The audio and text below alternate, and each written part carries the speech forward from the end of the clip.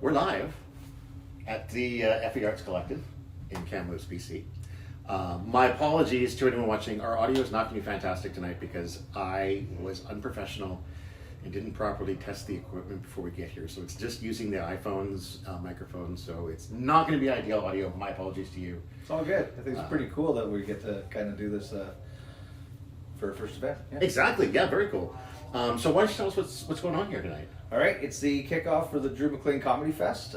It's 4 days, 4 nights, 4 nights, not 4 days, of comedy throughout Kamloops. We've got about 22 to 25 comedians from Kamloops, Kelowna, and all over Western Canada coming out to perform for everybody. We've got 10 shows over the 4 days at 2 different venues. And that is this the first time it's been with the 2 different venues? No, we've last year we actually did 3 venues, and okay. This year we tried to limit it to 2, change it up a little bit, but you know we're trying to build on what Drew did, but we have to go backwards first before we really, because he was doing things around the region, right? He had shows out of town, right? Merritt, Salmon Arm. He was hitting Chase. He was hitting that kind of location, and for us, I mean, we're just trying to obviously keep going on the legacy that he built, but you know we got to walk before we can run, right? Sure. And it's only the 2nd year, and yeah that we've been doing it. So. Right. So why don't you speak a little bit about you know the Drew side of this, you know, in his honor, his memory, or Sure. I mean, obviously it was something like Drew got me into comedy. He was doing shows at the Dirty Jersey. And he was giving amateurs an opportunity to perform, right? And he always pushed me to go up on stage, and finally did it, right? And you know, first time I did okay, second time I bombed, and which is bound to happen, right? Yeah. And, but it was just that opportunity, right? That he gave to so many people locally, right? And allowed us to just have a little bit of a dream, right? Like about it. I mean, it wasn't for me. I'm old enough that I wasn't planning on, you know, touring and starting a whole new career. Yeah. No, not at all. But you know, but at the same point in time, it was pretty neat that. Sorry, I'll stop this from clicking. Pretty neat to get that opportunity, and then he hosted the festival for 5 years in a row. This is the 7th iteration of it, and basically he was. We were talking about an open mic. Right before his death, and it was I thought it was so cool, right? Because I was like, this is what we need to build a scene here. And unfortunately, obviously, he passed away almost immediately the next week. We were planning the second one, and it was sort of I felt like I had to keep it going a little bit, right? Just because I felt like that's what he would have wanted, right? Yeah. And I feel like I owed that to him. And then when the opportunity came up to really keep the festival going, me and Aaron decided that it was important to us, right? And that we try to keep it alive. So great. So you guys have, you know, done in the couple of years since then, I think a good job of sort of building a real sort of comedy scene in Kamloops. Yeah, we did not bad. I think it's been a bit of a struggle this summer. I mean, our open mic kind of fell off. The FE went through some, well, they're just trying to get everything tightened up with the city, so they chose to shut down a little bit, right? And it made sense, but it's been a bit of a struggle because we did have some momentum, right? There was a decent amount of comics that were coming in, and they're vastly different than the people who kind of started the open mic, right? So it was neat to see that we were giving different people opportunities, right? I thought that was pretty cool. That you know, you'll always get attrition. But I thought it was really neat that, you know, kind of giving new people. Well, I had come to a few of those open mics here, and it was always interesting to see, you know, people going up for the first time, and just challenging themselves to do it, and you know, a really cool opportunity. Because it's surprising the number of people that I talk to about comedy who have said, you know, I always kind of thought I wanted to do that, and I think it's in the back of a lot of people's heads, especially maybe, you know, a generation that grew up seeing, you know, say Johnny Carson or David Letterman and all of the comics that they had, and you know, getting a taste of stand-up that way. Yeah, and seeing that, and then on the flip side, the younger generation seeing, you know, like YouTube sensations, TikTok sensations, and stuff like that. So you know, like I mean, I remember when I used to watch comedy on TV, it was always like just for laughs type of stuff, or it was like just comedy circuits, and I always wondered why they're on TV, because I didn't think it was that funny, right? Like, it wasn't like the late night stuff, you know what I mean? Like the sets that they were doing, and it was probably because they had to edit them for TV. Sure, yeah. That's why we're up here and not showing what's going on downstairs. 100%. Yeah. And so we didn't get the full, feel of the jokes and everything like that. We got kind of the PG version or the lead up to what they had their big funnies, right? Right, so right. I was always like, is this really funny? But interesting to say the least. But yeah, it's definitely been really, really cool to do it, and I'm glad we're gonna, get an opportunity to keep going with the open mic and get some new blood up here again. Yeah. So how did you go from just kind of trying stand up one time to sort of kind of getting more hands-on with the development of these festivals and stuff? Largely it was Drew's passing that led me down this road, right? But I developed a huge passion for it, right? It was really interesting to see, right? Like, just as we started to do it, and there's nights that suck, right? Like, you're not going to get very many people out, and like, the crowds sometimes are good, sometimes the crowds don't laugh at all, right? And that's hard for an open mic, right? Where people are trying out their new material and their new stuff, and they're not really getting any love, right? And that's not always necessarily the fault of the material either. Like, No. it can be good material and you still have a dead room. 100%. Yeah. 100%. That's the thing that you need people to understand. Like, those are good jokes. Yeah. Don't stop doing them, right? And sometimes good jokes are great jokes, but it's just the flow that you get to them by, Yes. right? So that's a lot of it, I think, is like the refining and getting the exact phrasing and the rhythm. Oh yeah, and yeah, definitely. Aaron does a great job of that. Last week when we hadn't done one in a while, it was funny because we were all, a little bit rusty, and he was talking about like the structure of a joke more than actually telling a joke. He's like, and here I say something witty that makes you think I'm hilarious, and then I say something off-putting about myself that makes you feel sorry for me and endearing. And it was kind of neat because it was like structuring. It's a meta comedy kind of. Exactly. Yeah, it was really good. Do you have any tips or encouragement for people who maybe want to dabble in comedy, or encouragement to get up on to an open mic situation? 100%. Just come out and give it a shot, guys. Like, it's scary. I know it's scary, but this is a safe space for comedians. If you're an audience member, you might get triggered, but if it's a safe space for comedians, man, just come out, try your stuff. We're going to be super supportive of you. We want people to come out and really try, and you never know. You never know. You might be hilarious, and give it a shot, right? I just don't think there's anything else to say, but just try. Yeah, it's always worth a try, and I will say for myself, it is absolutely terrifying to do, but it's only terrifying for 5 minutes, and then it's over. Yeah. Right. So. And you did good, Todd. You could have came back for sure. Right? Oh, I'm still planning to. If you guys go back to the open mics, I've got some new stuff to try. Perfect. Out, so. Yeah. I've been keeping notes. And I think that's the other thing too. Don't be scared that you're doing the same material over and over again, because people need to hone their stuff, right? You'll find that once you know your stuff inside and out, that you'll branch off from that original set that you wrote, and you'll make it better and better. Yeah. Right? Yeah. So I think that's super important. That, like, I know when I started out, I didn't want to say the same thing over and over again, because I was doing just shows in Kamloops. I didn't want everybody to just be like, oh, I've heard that Right, you be the same audience a lot. Yeah. Yeah. So, but you have to realize that it takes a long time for that 5 minutes to be good. To be good, yeah, for sure. I think my 5 minutes was okay, maybe, but not good. Fair enough, yeah. It had some stuff, right? There's some stuff. There's definitely some, it had some promise for sure. Yeah. So that's all you need, right? There's some people that go up on their first time and they're absolutely hilarious, right? I think my first set, I practiced so much, right? I knew it inside and out, and I went out and I really, really went for it, right?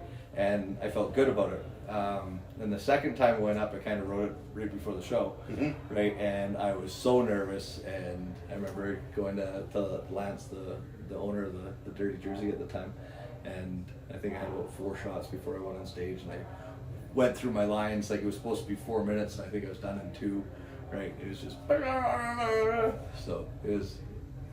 Going back, I've kind of gone back to that set, and there is some funny there, right? But it was just that day and how I did it. Yeah, it didn't work out. So we learn. 100%. We learn. Yeah. That's all we can do. And then I guess, do you have any PG friendly bits from your sets that you might want to share live here? Share right now? I mean, I've got a couple different things, right? Do you want to see my impression of an Italian playing craps? Sure.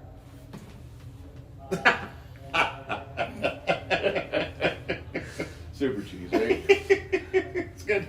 I mean, I have kids, so You've got a couple that are friendly for them. Yeah, it's PG. It's not. It's definitely. It's not all ages for sure. But like, it's pretty funny. My kid is. Well, she's my kid, so there's not much hope for her. Right? She's gonna have a mouth on her. But we were driving. We went camping this year, and we were playing I Spy. She's 4 years old, so there's definitely nothing to hold against her for this. We were playing I Spy, and a couple rounds, right? Do a couple rounds, and then she says, "I spy with my little eye something that is green and blue and black." And I'm looking around, and there's nothing that's green and blue and black, and I'm like, "Man, you got me stumped, Naisha. What is it?" She's like, "It's my butthole." And I'm like, "Of course, Well, of course it is." Some of those colors are worrying, though. That's what I said. Why is it black? Yeah. But yeah, it's, toddler life is pretty great. That's something in itself, right? Like, raising a kid is, and trying not to corrupt them. Oh God. There's no hope, right? Mine is 12, turning 13 in May, and since they moved from elementary school to middle school, they have just started swearing up a storm. Yeah. We're in like Safeway the other day, and she's dropping F-bombs everywhere. Yeah. It was just like, settle down. Yeah. So yeah, I think the corruption's been done. Yeah, I mean, it's not necessarily your fault. I mean, it's It's my fault. Yeah. I'll blame my ex too. Like, Yeah, 100%. she probably swears more than I do. She copies my wife all the time, but I say the worst words. So if she starts, and I'm usually, I'll say it, I'm like, "Oh, that's bad." And then, Gotta watch that one. don't ever tell Mom I told you that one. But yeah, it's pretty fun. Like, Nice. Definitely lots of material when you got kids, right? Oh, for sure. Always an endless source. And wives. Yeah. My wife doesn't come to shows, so it's nice. She doesn't see any of my stuff. So you can talk all about her. Yeah. She'll Yeah. never know. I said one day we'll have her in the audience, and I'll be like, and it's okay that they say these things about my wife, because she doesn't come to these shows, and then she'll stand up, she's like, "I'm right here," and I'll just run off stage and out the door and never come back. That's a great way to retire from comedy. None of us see you again. 100%. When he died, did she murder him? Exactly. Yeah. Anything else you want to share, or do you want to go and find Aaron for us? Sure, I can go grab the big A. Okay. Thanks a lot. Thank you. Appreciate it for coming up, and good luck. Are you doing any bits tonight? Yeah, I'm hosting tonight. Awesome. Well, good luck, and good luck to all the comedians tonight. Thank you so much. Yeah. So that was Ernie. We are waiting for Aaron to join us. We're trying to get them out of the way prior to 8 o'clock, which is when the comedy show here starts. We really would have loved to have been streaming the show that's downstairs tonight, but of course we have to be very PG friendly. We have Justin Sider. Someone here, Justin Sider. Your Come on entertainment in. provider, Justin Sider. Excellent, Justin. Nice to meet you. My name is Todd. Pleasure. So, tell us about yourself and what we're going to talk about tonight. Well, we're obviously here for Drew's Comedy Fest. Absolutely, yes. Drew's a big inspiration for me. I never would have been on the stage if it wasn't for Drew. It was actually a week before he died. He's convinced me that you have to go on stage. Wow. So, of course, I'm committed. Right. So, I'm so glad that happened because, I learned how to do comedy. I learned how to do a lot of the things in life, and it prepared me for my other part of life, pro wrestling. Oh, wow. That's... I wouldn't have expected a lot of overlap between those two things. Maybe you can share some of that. Funny enough, The they're Venn actually diagram, very or- similar. Yeah. Even the build. You have to hate yourself a little bit. Yep, we all have a lot of personal problems. A little bit of issues, of course. Too many outs or not enough outs. One of those kind of things between a lot of us comedians and wrestlers alike. There's a lot of embracing going on in wrestling, so I could see that. Yeah.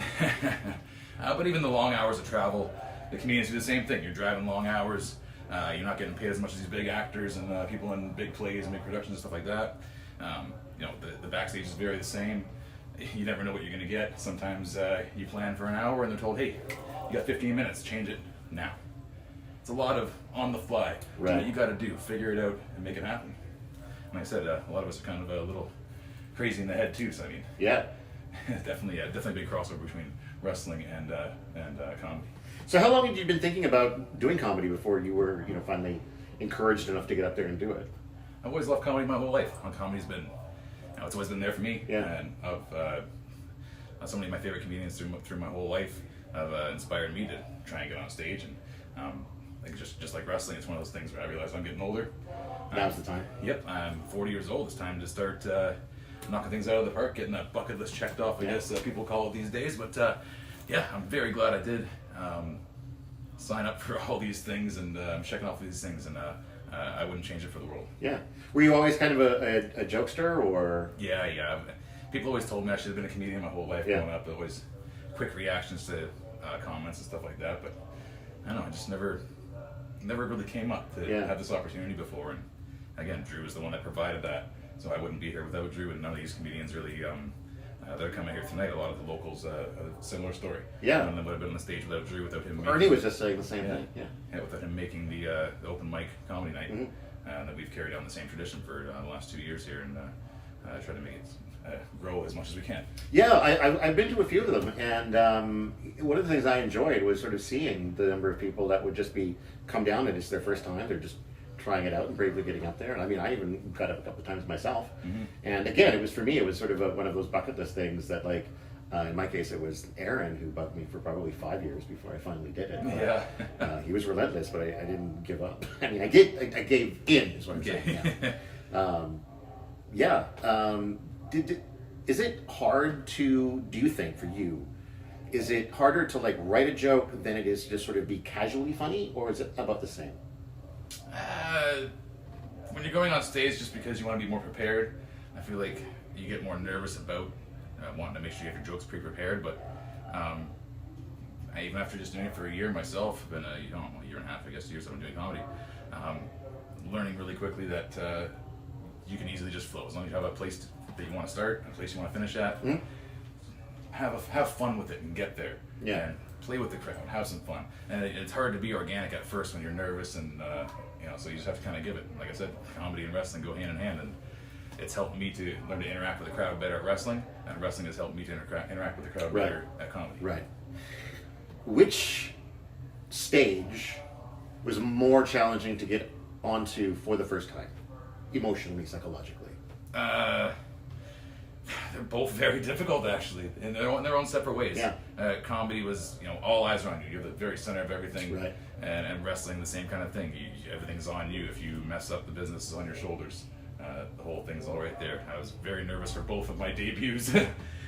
But I would say comedy more, because I had already done my wrestling thing. I'd already been a lead singer in a band. I'd already done all these things where I've been the center of attention, but still getting on the stage for the first time to do comedy and just not knowing for sure if people are going to like it, if you actually are funny or not. Like, I may get booed out of this building tonight. Exactly. It's a very nerve-wracking thing, especially your first time. You don't get booed out the first time, you're like, whew, okay, I'll come back. Exactly. Like, anytime after that, it sucks, but you still have that one time, that click that you know is in you. Yeah. Right? First time booed, I might not come back. Yeah. But as long as the first time gets some reaction, you know that there's something there that's worth like anything in the bedroom too. Even if you suck the first time, you got to give it a second try. Dude, try anything twice to make true. Sure it wasn't a fluke. Yeah. And maybe 3 times just to be safe. Yeah. Do you have any tips or encouragement for people that might want to, have thought about trying comedy? Just get out there and do it. Yeah. And that's kind of the whole point of why I do what I do. Drew is not the only person that's close to me that passed away personally in my life that inspired me to do this kind of thing. Another friend, Billy Baxter, who passed away just before that inspired me to really get into wrestling. And Drew's the one that got me into comedy. So my whole wrestling gimmick is the 40-year-old rookie. Okay, my that's whole point, good. Yeah, because I started training at 37, 38, and I made my debut around 40. So 41 now, and that's kind of my moniker, is inspiring others that you're never too old to follow your dreams. It's never too old to just go out and do it. If you really want something, get out there. 10 years ago, I was barely walking. My back was all messed up, and I thought I'd never do any of these things. When I was a kid, I had terrible eyes, and I got laser surgery. So there's always, no matter how much you think there's never a chance, there's always a chance that something like that can happen, and you can do all these things and fulfill your dreams. Just got to commit to it. Make the drives that you have to make. I had to drive 4 hours each way to train every weekend. Yeah. Just do it. If you really love something, you're passionate about it, if you really want to make your dreams come true, go do it. Exactly. I'm 50 this year, and it's only been in the last 5 years that I've gotten serious about doing content creation like this and filmmaking and stuff. So I totally understand where you're coming from. That's your passion. Yeah, exactly. There you go. And any other odd bucket list items that you're waiting to tick off besides comedy and wrestling, or? That was kind of the whole thing, and that was where not to get too deep, but that's kind of where it all started. Before my friend Billy passed away on his deathbed, he's a rough, gruff biker guy. He's done his stuff. I'm sure he's done things he didn't tell me about. You know what I mean? Done his time. You know what I mean? But I asked him if there's anything that he ever regretted in his life, and he said, "No, I don't regret anything I've ever done. I only regret the things I didn't do." Yeah. And he asked me, if you were on your deathbed right now, what would you regret not doing? And the answer was simple. Yeah. I would regret not ever trying wrestling. So that's another reason I pursued my dream. I told the guy on his deathbed I was going to do it. You better damn well do it. But that's right. Yeah. But in the end of the day, he was right. And I live my life by that. I've seen every band I've wanted to see. I've worked the overtime that I have to do to make all these things happen. And the avenues to make these things happen are there if you really want to make them happen. It's not just about wrestling or comedy or even just working out, doing other things, going to concerts, seeing your favorite artists you've never seen before. Like, check off those things, do those things. You never know when you might not get the chance to. Even with COVID proved that to us as well, where like the whole world was locked down, even though we're all still alive, but we can't just go do the things that we love to do. So don't take those things for granted. They can don't take your health for granted. Yeah. Just get out there and do what you always dreamed. Yeah, and that thing too about it's the things you don't do that you regret. It feels like a cliche. It gets said so many times, but so many people I think just dismiss it as well because of its. They do, and I do feel like I'm a broken record sometimes. Yeah, but I know that says so much. If you do live your life that way, it's so much more rewarding. Absolutely, and it's absolutely true.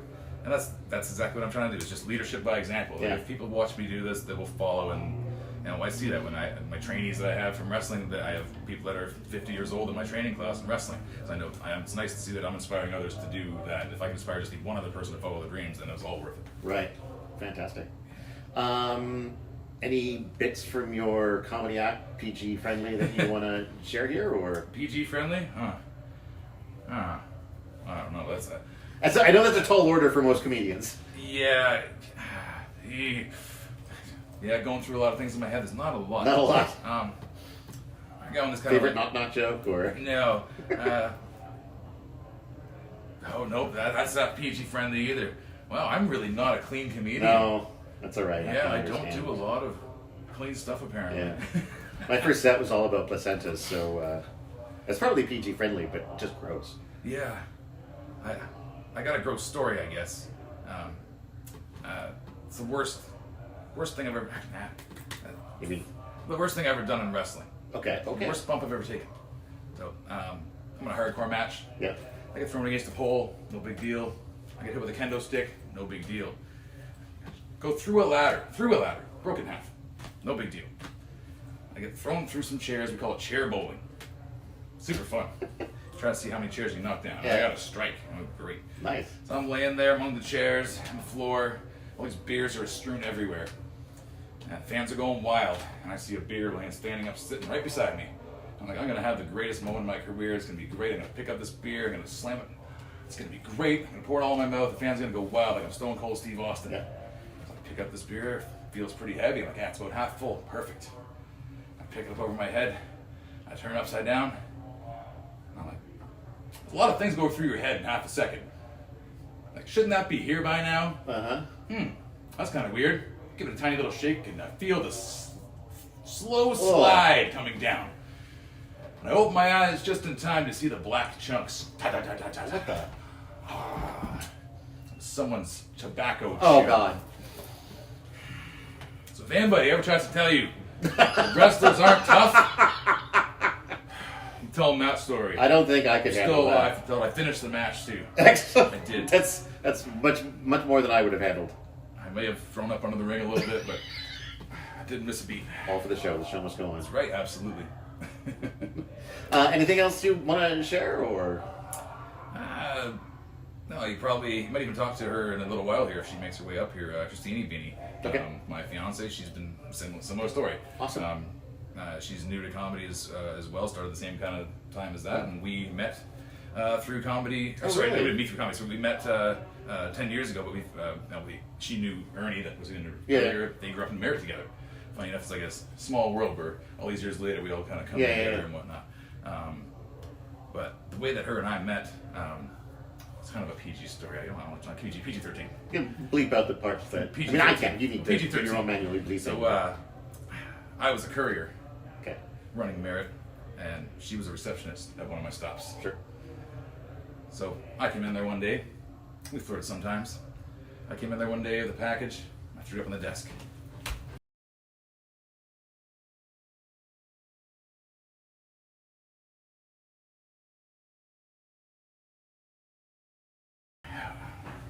We've been an item ever since, and we're still happy to this day. Excellent. That's lovely. And speak of the devil, there she is. The devil has arrived. Yeah. Hello. Hello. Why don't we get you guys to swap places here? Yeah. Sounds good. You can just, there's a release form there for you to fill out. Okay. Which I really encourage you to do, because otherwise I can't shoot what we just filmed. So. Perfect. Mwah. Hi.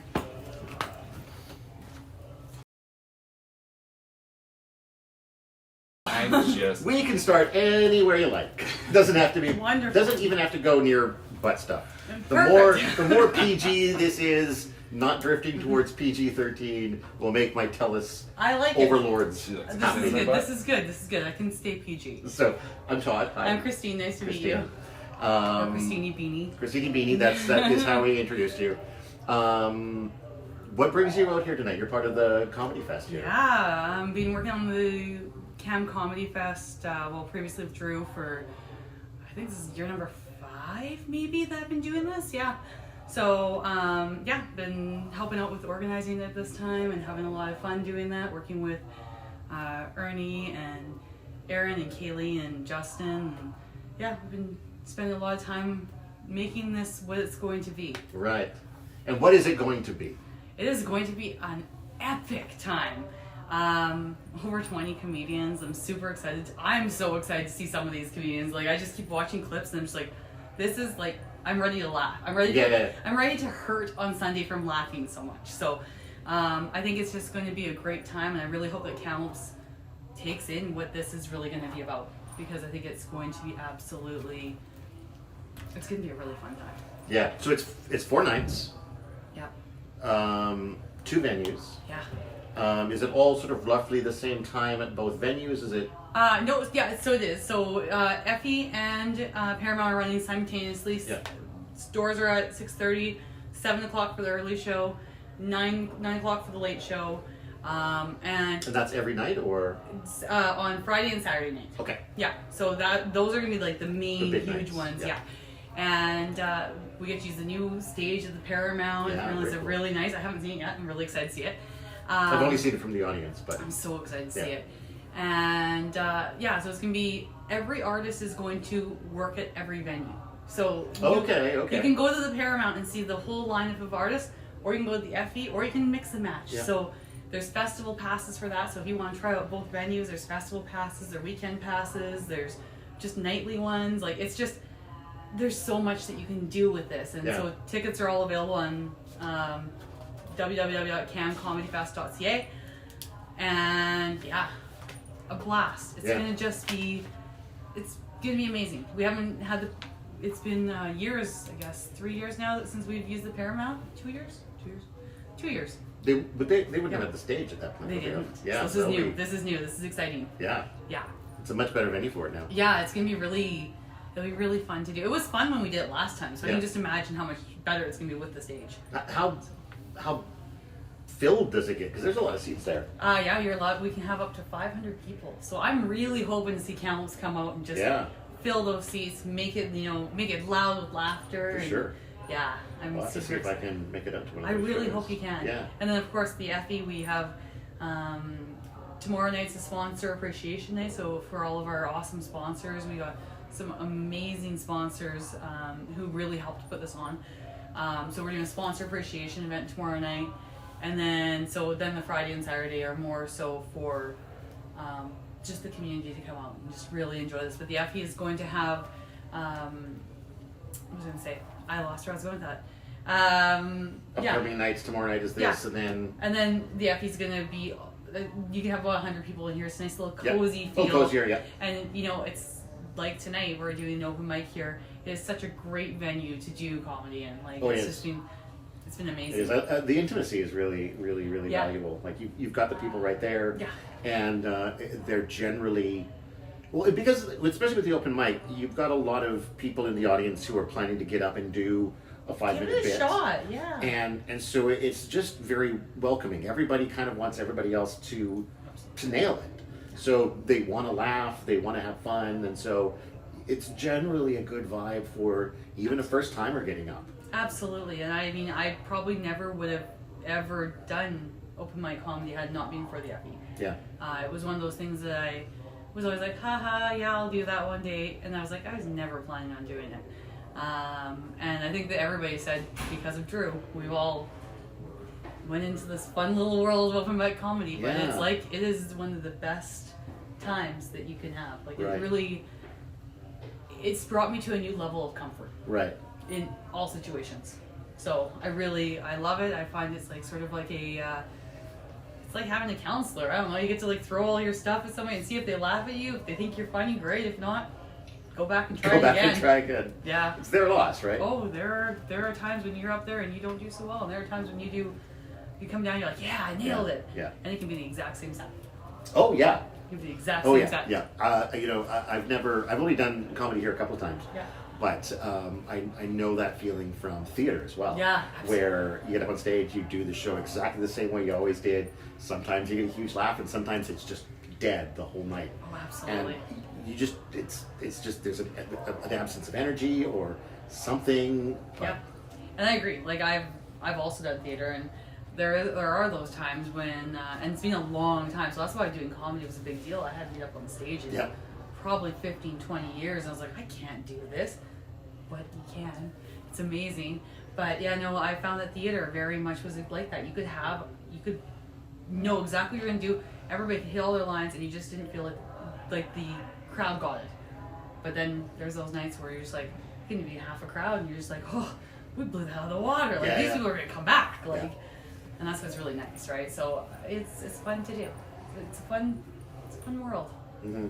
I found too, compared to theater, comedy was a little bit harder just because when you're on stage in a play, you're reading somebody else's lines and you're portraying somebody else's character. But when you're doing comedy, that's you, that's your jokes, it's all on you. It's if raw. Anything doesn't work, there's no one to blame except maybe the audience sucked. But but other than that, you're raw. It's like, on your shoulders. You're sometimes throwing stuff at them, and you're just like, are they gonna get this? Are they not gonna get this? Do my friends just get this and they think I'm funny because of this? But other people won't think it. And I've had that where I'll put a really good set out there, and I'll be like, this is really funny. But it's just because my friends know me. That's why they think it's funny. For sure. Whereas other people are like, I don't understand where you're going with this. I'm like, And it's hard sometimes because you think those are the best ones, And then there's the ones where you don't think you have anything good, and people like it. It clicks. You just don't know. You don't know until you try it. And I always say that. Like, people will say to me when I'm walking around and I'll talk about open mic comedy, they'll be like, oh, I've always wanted to try open mic. I'm like, then you need to do it. Like, you need to give it a shot because you just, you're funny, and it could be something that just really opens you up in this world. So I really hope to see more people coming out to open mics. Yeah. I really hope to see a lot of people coming out this weekend and getting almost that excitement of, hey, I could do this. That's a funny joke. I could go out. And I like listening to comedians because they'll bring up one of their jokes and they'll be like, oh, that's a funny story I had from way back when. Yep. How can I make this be something? And I find that that's a really good part of going to comedy shows. I appreciate them a lot more because I'm like, oh, that would be a really good segue in this way. Obviously, you don't want to copy anybody, but just something where it just triggers that memory from the past. Where you're Well, and it's realizing that what to you was just a funny anecdote can actually be revised into a bit, Yes. right? That's sort of where I started with sort of, I was telling these funny stories to friends often enough that I was like, this is already almost me doing a stand-up bit. So I'm just doing the same story, mostly the same way. That's stand-up. Exactly. So speaking of the number of people who, you know, have expressed an interest in comedy, because I found that too. Yeah. Every time I bring up the fact that I've done it, they're like, you know, I always kind of wanted to try that. Yeah. Do you have, and I've asked everybody else this so far, do you have any encouragement or tips for what they should do? But I will say, because everybody else has just said, just do it. Yeah. What would you recommend for prepping, say, before they do? Because you can't just get up there and go. No, I mean you could. Some people do. But do you have any recommendations for? I definitely say stand. You know, like I always try it on. Well, I tried it on Justin lots. I would just like I write stuff down. I just write some notes down. I have like on my tasks thing on my phone. I go in there and I write just little things down, and I'm like, and then sometimes you know I'll say it to myself in the mirror, like, and you're your worst critic. You are your worst critic. So if you can say it to yourself in the mirror and look at yourself when you're doing it. I won't look at myself most of the time. I'll just be like, I'm in the mirror.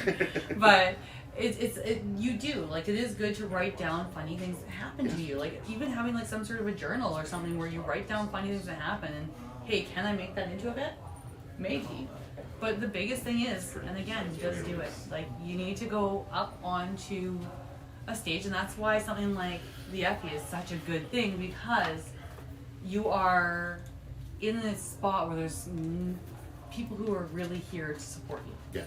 And I've seen people who have grown so much from that, like people who have, well, first timers that all of a sudden they come back and they're just blowing out the water. It's just amazing. So yeah, it is a really good thing. And always remember that you're not going to be perfect every time. No, absolutely not. You know, it's going to be hard. So yeah. Do you have any bits from your comedy stuff that are PG friendly that you want to share? No pressure, you don't have to. Yeah, I'm going to wait a little bit here because I'm going to go on stage tonight probably. Well, you don't want to burn them out now, then no, absolutely not. I think I'm going to throw it out there and come to the Effie. All right, yeah. If you're watching this live, you could come down right now and still get in to see these fine comedians. So just right now. Get behind the wheel and race on down here, everybody. You can wear your pajamas. You can wear your pajamas. We might say something, but you can wear your pajamas. Look at is there a better deal than that? Yeah. Come down. If you're not wearing your pajamas already, just put them on and then come down. Wear the craziest outfits ever. That'd be cool. Exactly. We could have so much fun with that. Yeah. Yeah. So, yeah, thank you very much. Awesome. It was a lot of fun. Yes. I appreciate this. Thank you so much. If you don't mind just filling out one of those forms. You got it. I will do that. Are you coming to chat or? If you want me to. I would love to. Come on in. He's already filled it out. Hey. How you doing? All right. How are you? Good. So we are talking to Andrew. Andrew. Yeah. Damn, I'm so sorry. And we are at the start of the KamComedyFest. Yeah, that's right. And how do you feel about that? Fine. Great. They're streaming this downstairs. They're streaming this downstairs? That? Yeah. Did you know about that? Us? Yeah. Like they're showing what we're doing right here downstairs? Yeah. I had no idea. You didn't know? They got the screen down and everybody's... That's friggin' wild. Yeah. I mean, I think he's probably going to close it and start soon. So yeah, because isn't it supposed to have started already? Yeah, I think. We're the pre-show. Yeah, this can go on as long as you want, but they're about to roll the thing up and start. So. Yes. Yeah. So I'm committed until 8:30. All right. I have to stream until 8:30. Okay. If there's nobody else coming up at that point, I'll just have to do a little song and dance act or something. Yeah. But, so what brings you to the couch? Well, I'm once again doing live streams for TELUS STORYHIVE. I think you might have been involved with one of the Slips streams that we did in 2022, possibly. Yeah, we talked before any Slips. I think. Yeah. So I'm back doing that for another 9-month period this time. Yeah. This is our first stream as part of that. So we ran into some technical difficulties. The Rode microphones weren't working, so we're just using the default iPhone microphone. But really excited to be back in streaming content from Kamloops again, and happy to be here breaking in the first night of the Comedy Fest with you guys. And we're having a chat. All right. Yeah. So what's still to come in the Comedy Fest that you want to share? Is there anything? What's going on? I'm not an organizer of it, so. Okay, so you're here as just as a specifically, comedian. I'm just here as a comedian tonight. It's open mic downstairs tonight, and that's something that the Effie does every Wednesday. Yep. It was on hiatus for a little while, but they're back, so it's open mic comedy at the Effie every Wednesday. And then I'm probably going to get into the lineup on either Friday or Saturday. I don't know which yet. But, Nice. Yeah. So how did you first get into doing stand-up? The first time I ever did stand-up was in this building, way back when it was the Stagehouse Theater. Yep. There was a contest called So You Think You're Funny or something like that. And that's where I met Aaron for the first time.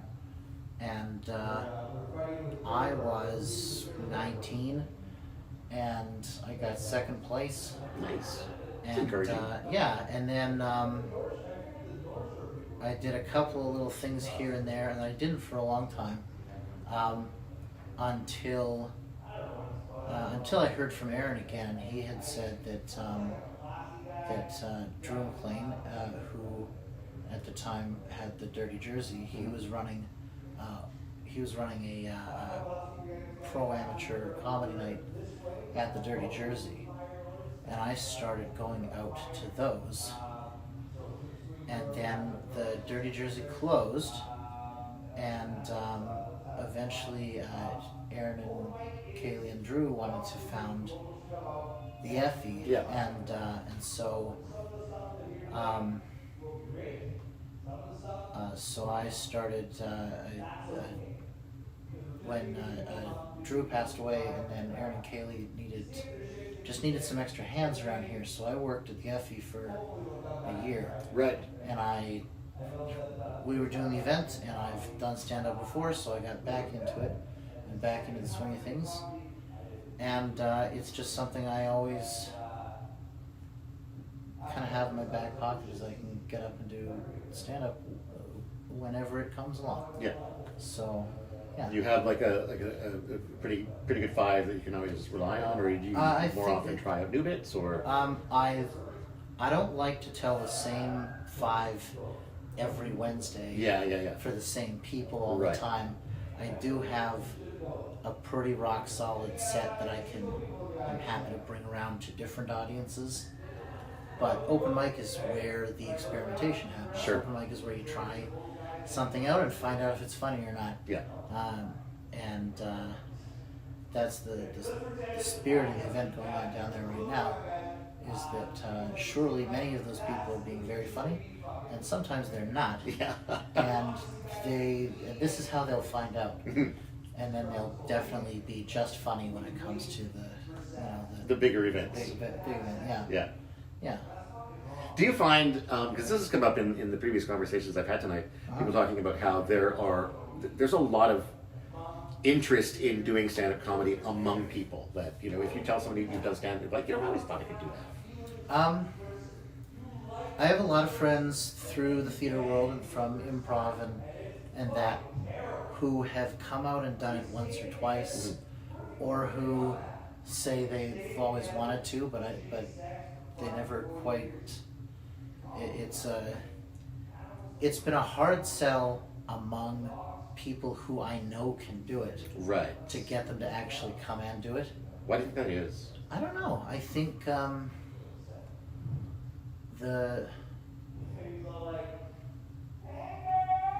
Is it like, for me, the struggle was going from I think I can be funny to like actually writing a set, like coming up with a sequence of bits that become a thing, right? Well, yeah. The thing about stand-up is that you really have to start from nothing. When you're doing stand-up comedy, all you're doing is talking. Yeah. So when you're, I don't know, in improv or something, there's always a game mechanic, or there's always or you're reacting, or yes and reaction. or... Yeah. And that's also very good, and also very funny, and also extremely challenging in all of its own ways. Yeah. One of these is not easier or harder than the other, but it's a different set of skills. For sure. To be on your own and from a standing start being funny. And a lot of of the people that I know they're very funny people and they're very talented. But I think that the more there's this middle zone where you don't know anything and you think, oh, I could do that, and then there's an expert level where you go up and you do it, and then there's this middle level where you're pretty funny and you could do it, but you know just enough about how theater works and how comedy works to doubt yourself. Yeah. You know just enough about what is or isn't funny to think that you will not do good, and that you have to either fully overcome that doubt, or you have to be utterly naive. Right. You know. And so I think a lot of those people who are absolutely funny enough to do this are hesitant to, because they have that doubt, they have the self-awareness, which turns to self-consciousness, that to put the fear in them that what if I'm not funny? Exactly. You know? Exactly. And it can be too that you get up with good material, Yeah. and it's just a bad reaction, Well- but that you're still going to take that in, right? Well, and the thing that they're going to come to realize is that those of us who do get up and do it regularly are also filled with the fear, what if I'm not funny? Right. And we just go, it's not that I don't worry about that, it's that I do it anyway. Yes. So yeah, that's where I'm at. Looks like you've got. I have another guest waiting in line. Yeah. but, If you got more stuff to say, we don't have to rush through you. That's the end, unless you got more questions. I mean, I can always think of more questions. Yeah. But, Well, thanks for. yeah, thanks for coming. for And having me on the do you have any show. encouragement for people who want to get up and try comedy after just explaining how challenging it is and the terror and everything else? Or Yeah, it's if you're waiting for it to get easier, it's not going to. Just do it now. Just do it. do it now. Just do it now. It's like rip the bandage off. It's never going to get less scary. You just have to do it. You just get used to the scary. Yeah. Yeah, exactly. Yeah. And like what I said earlier is that it's completely terrifying, but it's only terrifying for 5 Uh-huh. minutes. Yeah. And then you're done. You hit till the next time. Well, and if you're horrible and you bomb the first time, Do it at least again. you know what it feels like. Don't give up after that At first least time. you know what the lights feel like in your face, and Yes. you know what the microphone feels like in your hand, and you are one step more prepared for the next to time. do it better next time. Exactly. Yeah. Brilliant. Thanks so much Yeah. for your time. You filled out one of the forms already? I did. Have Perfect. All right. Thanks so Thank much. you. All right. Take care. Yeah, take care, man. Yeah. And come on in, Aaron. all right. Well, looks like we'll wrap things up with you. We started with Ernie. We'll end on you for a 1 hour stream. All right. I heard that you guys were putting this on down there. I Yeah. had no So I idea. don't know if I can show that to your bosses, but I mean, I don't think it makes us look bad, does it? well, I just don't know. Do we have to buy the rights to do what we're doing here? Oh, that would be legalese. We're not doing it now. That'll be legalese. It's over my pay grade. We'll just pretend that maybe it didn't happen. I honestly don't know. We probably shouldn't even be talking about this. But, I don't know what you're talking about. I'm not talking about No, anything. I don't know what we're talking about either. Yeah. I'm so confused right now. Sam, how you doing? Doing good. So this is the start of the KamComedyFest. Yes. I already learned a bunch about that from everyone I've spoken to already. Is there anything you don't know what you know some of what we've heard because you may have heard it telepathically. I know. Yeah, there may have been a little birdie. Is there anything we've missed or anything that you want to add to that or? To be honest, I wasn't listening. Okay, even better. Tell us what this event means to you. Oh, this is great because this is a chance for to perform in front of your friends and family. And if I had any friends and family in Kamloops, they would maybe get to. So it's not much different than anything else. It's really it's a lot of blood, sweat, and tears of audience members. Mm-hmm. Yes. As they gnash their teeth in agony at what they absolutely. see on stage. Yeah. Yeah. Fair enough. Yeah. Lots of fights. Yeah. In 2017, we had a huge brawl between the Kelowna Comics and the Nelson Comics. Oh wow. It's like a street And, fight. and the, yeah, and the Edmonton Comics had to come in. We thought they were going to break it up, Yeah. but no, they just beat up both of them. Wow. Yeah, That's impressive. Yeah. So it's Edmonton you want to stay away from. yeah, definitely, yeah. That sounds like an important tip to know coming. You know, to Actually, watch out. actually, the true story. There is an Edmonton comic, Sterling, who he recorded one of his secret tracks on his comedy album. Is a story of him performing at the KamComedyFest in Chase. Really? Yes. And it's not a particularly violent joke or anything, is it? Or No, it's not a joke. It's a story. Oh, it's a story, It's, okay, it's an sorry. adventure. Okay. That it's very enjoyable. So if you look up Sterling Scott, go look that up. yeah, his comedy album there. Yeah. I heard you and Ernie on CBC this morning, and you guys were talking about how it feels like people are at a point where they really want to laugh. I think so. Like you got to do something, right? Like when the world is where it is as it is, and there's just so much strife and division, and people refuse to learn how to zipper merge. There's only two things you can do. You can laugh or you can cry. Yeah. And we all cry. We do. We cry a lot, and so I think it's much better To replace some of the tears with laughter. yes, and crying from laughing so hard. Not from Actually, sadness. yeah. One of our headliners, Patrick Malia, like literally, people were leaving the theater last year, like, and they're just like rubbing their face, just like because they laughed so hard that show. It was just Okay, so some bleep is going to have to be done before we deliver this. before they, yeah, we can do that again from the top. That's okay. It's done. It's live, man. There's nothing we can do about it now. Now I'm distracted. What was I saying?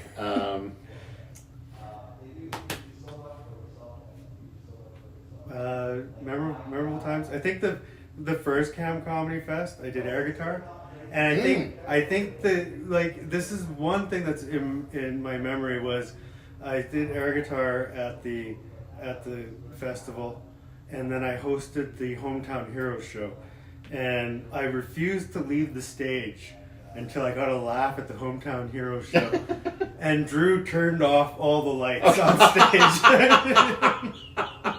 Which got a laugh, Yeah. and then I left the Leave. stage, yeah. That worked out. But after so John Doerr was the headliner of that year, and we were just like on the ground. Just John Doerr was the funniest act that we'd seen, and we were just like watching. I was at the door watching people leave, and everybody's just wiping tears away from their eyes. And then one guy's like, "Remember that guy that played air guitar? That was something." And it's just like, after 3 days of solid festival, and that's what he took away with it. And this, People react differently to different things. yeah, and like that's really just, that's what's so much fun about the festivals. There's just so much going on, and like everybody's gonna get something different. Somebody's gonna take away something different, and yeah, it's hard to believe it's been 7 years. Yeah. 2 years without Drew, and we just try to do everything that he wouldn't. Right. I won't ask what that means. What are some of the names of some of the comedians who were here for this? Brittany Lysing, she's just released a comedy album. She's, I believe she's from Edmonton right now, grew up in Manitoba, and she's got great stories of working construction with her dad. Dale Ward's from Calgary. He's very funny. He's a tremendous stand-up. Like just his jokes are wonderful. But he's also one of those comedians that likes to experiment with why people laugh, like Steve Martin. Oh yeah, okay. And so he's more experimental that way. He's really on the edge that way, and doing obscure things just to see The reactions. Or, yeah. And so he who knows if he does something extra, it's going to be fabulous. If he just does his regular stand-up, it's going to be fabulous. He's just one of those comedians. We've got Amber Harper Young. She's originally from Calgary, moved to Vancouver. I met her 12 years ago. I was staying on CBC. We were just both at an open mic. Yeah. And, now I'm, at an open mic in Kamloops, and she's on CBC radio and doing Just for Laughs and all that. So, it's fine. It's fine. Dino Archie, who's on Jimmy Kimmel, we did shows together at the Dirty Jersey. Oh, yeah. Back in the day. Wow. Yeah, and, I'm at the Effie. He's at Jimmy Kimmel, yeah.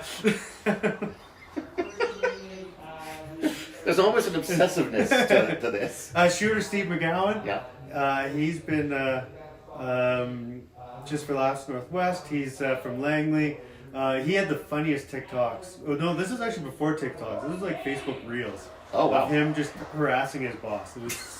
It was so funny. It was a stressed out Adam, and he would just taunt his boss and watch him go ballistic. And I was always wondering, like, how much truth was it a skit? Was this planned? Yeah. And then he got fired and went, okay, no, it was real. Real. It was real. And then we've got all the Kelowna comedians have been such a great help, where they usually headline our open mic. Mm-hmm. We run our open mic professionally. What I learned from James Moore in Calgary, he's had the longest running open mic in Canada. Wow.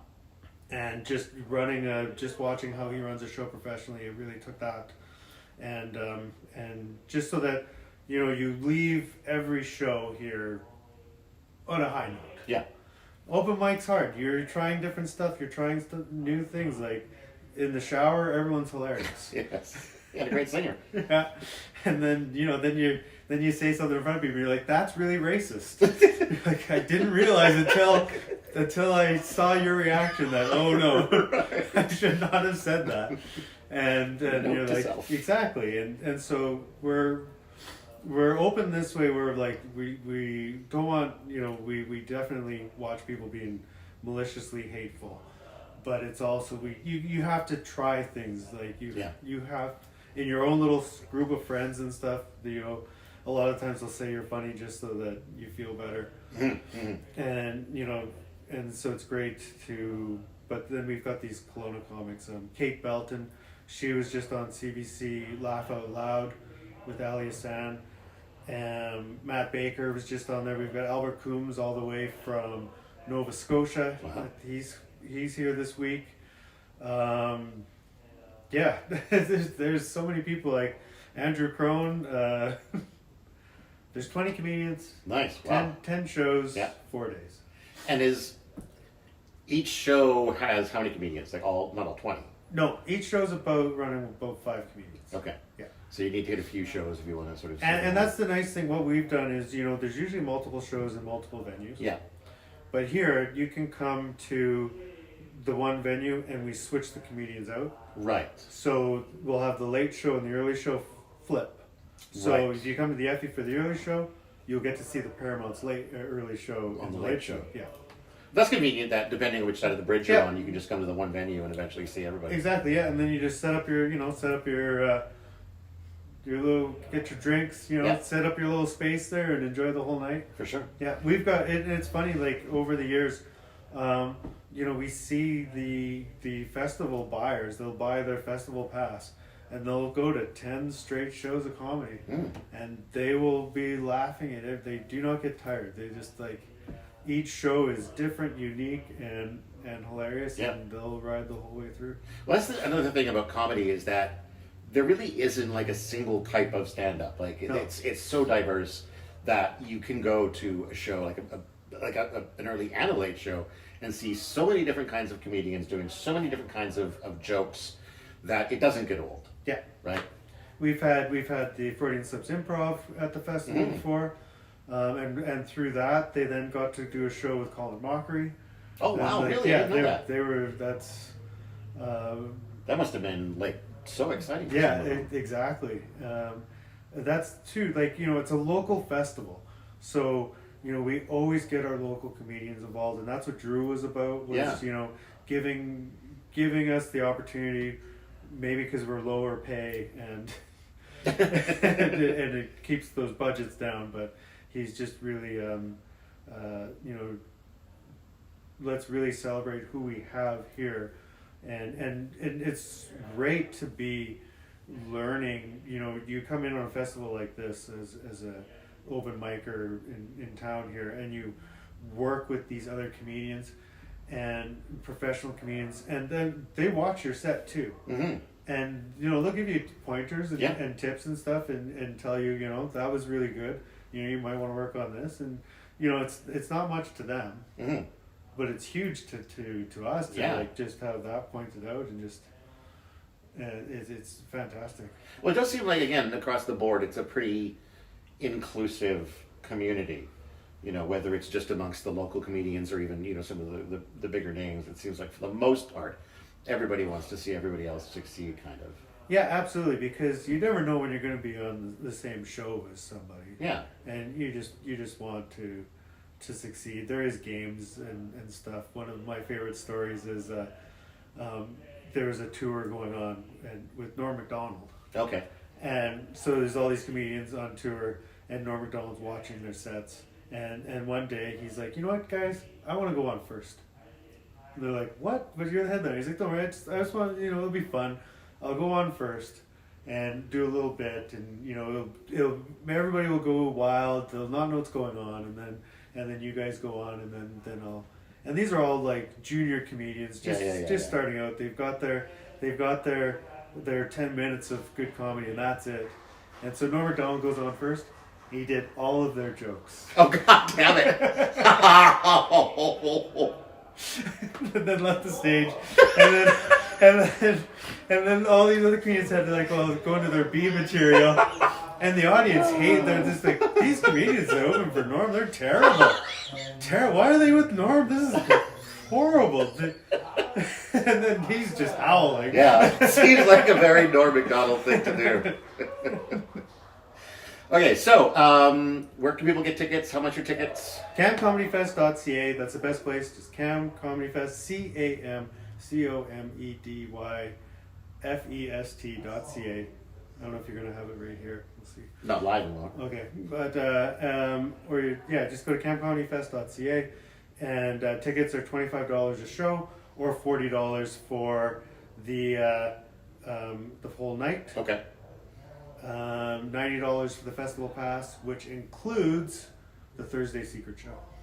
Okay, tell me about the Thursday Secret Show. As much as you can. Thursday Secret Show. It's so the lineup's not released. It's just to celebrate the supporters of the festival. Mm-hmm. So people that buy their festival pass and their or sponsors, and we're just gonna have a great time here at the FE tomorrow night. And there's gonna be a bunch of comedians that we haven't said who they are, so maybe there's some comedians from the festival, maybe there's some locals, maybe there's somebody you don't know. Interesting. Only one way to find out. Yeah, our budget's like this, so don't think like this. Yeah, but yeah. you know, it's just something. It's Norm Macdonald. His corpse. You got it cheap. Yeah, we couldn't afford him alive. You've been waiting for this guy. Just wheel him in. Just all right, here you go. Do my jokes now. He was a lot better when he was alive. Or maybe some people will think he's better dead. Who knows? Those comedians he stole the jokes from that one time, I probably would think so. Anything else you want to share, or no? Just like, thanks so much, Todd, for coming out. The Story Hive is fantastic. I know. Yeah, you've worked with them a bunch too. Yeah, the Effies are the huge lover of Story Hive. They help support 3 seasons of our own show here at the Effie, and it's so great to again local television, but the loss of local news. Yeah. Like it's a scary time for that, and really the only place you're going to get your news is open mic. So come every Wednesday at 8 p.m.